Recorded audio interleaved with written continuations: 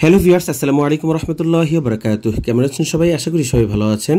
সবাইকে ভিকেল স্টুডিওতে স্বাগতম আজকের ভিডিওটি দেখার জন্য এবং সবাইকে পবিত্র জুমা মুবারক ও ঈদের অগ্রিম শুভেচ্ছা জানাচ্ছি। Shyamoli NR travels. Shyamoli NR travels Scania K360 মডেলের বাস এটি, যেটি পূর্বে ইকো ক্লাস এসি বাস ছিল, বর্তমানে স্লিপার বাসে কনভার্ট করা হচ্ছে।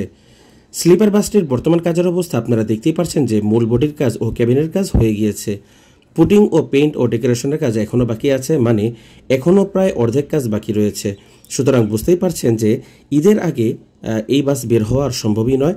বাসটি রোজার ঈদের আগে গ্যারেজে প্রবেশ করেছিল, এখনও কাজ চলমান রয়েছে এবং এটি বাংলাদেশের দ্বিতীয় স্ক্যানে স্লিপার বাস হতে যাচ্ছে। আশা করা যায় আগামী 2-1 মাসের মধ্যেই কমপ্লিট হয়ে যাবে। শ্যামলীর প্রথম যে স্লিপার স্ক্যানের বাসটি সেটি রোজার ঈদের আগে বের হয়েছিল এবং ঈদ সার্ভিসে যুক্ত হয়েছিল। তো আশা করা যায় এই গাড়িটিও আগামী 2-1 মাসের মধ্যে বেরিয়ে যাবে। এছাড়া জুয়েল ইঞ্জিনিয়ারিং ওয়ার্কশপে সেন্ট মার্টিন পরিবহনের 2টি স্লিপারের কাজ চলমান রয়েছে।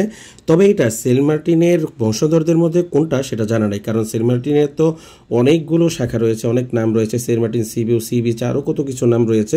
সুতরাং এটা আসলে কোনটা এটা সঠিকভাবে বলতে পারছি না। যেহেতু এই গাড়িগুলো বেশিরভাগই জিপিতে চলাচল করে থাকে, তো গাড়িগুলো কমপ্লিট হয়ে বের হলেই তবেই জানা যাবে যেটা আসলে কোন সেন্ট মার্টিন এবং কোন রুটে যাবে। তো অবশ্যই সেটা ঢাকা চট্টগ্রাম রুটই যাবে, কারণ স্লিপারের জাতীয় রুটই বলা চলে চট্টগ্রাম কক্সবাজার। আর এখানে একটি নন এসি বাস দেখতে পাচ্ছেন, এটি হচ্ছে সাতক্ষীরা লাইনের সাতক্ষীরার ব্যানার। তো তাদের বহরে যুক্ত হবে আশোক লাইনের 16 মডেলের উপর এই বাসটি তৈরি করা হচ্ছে। আর এই বাসের আপডেট তো আপনারা দেখতেই পাচ্ছেন, গতকালকে এটা দেওয়া হয়েছিল। তো এই বাসটিও আসলে কোন ব্যানারের এটা এখনও পর্যন্ত সঠিকভাবে জানা যায়নি।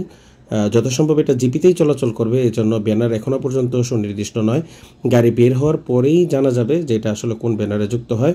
তবে যেটা ধারণা করছি হয়তো নীলাচল এক্সপ্রেসের বহরে যুক্ত হতে পারে কিংবা রয়্যাল কোচেও যুক্ত হতে পারে, এরকমটা সম্ভাবনা রয়েছে। বাসটি কুমিল্লা বা নোয়াখালীর কোনো এক মালিকের। তো আশা করা যায় ওই দিকেরই, অর্থাৎ N1 রুটেরই হয়তো সার্ভিস দিতে দেখা যাবে এই বাসগুলোকে। বাকিটা আসলে কমপ্লিট হওয়ার পরেই জানা যাবে। তো এই ছিল মোটামুটি জুয়েল ইঞ্জিনিয়ারিং ওয়ার্কশপ থেকে ঈদের আগের সর্বশেষ আপডেট।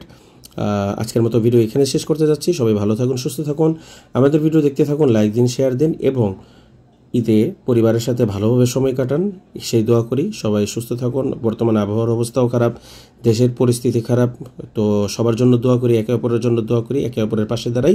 আল্লাহ হাফেজ, আসসালামু আলাইকুম রহমতুল্লাহ।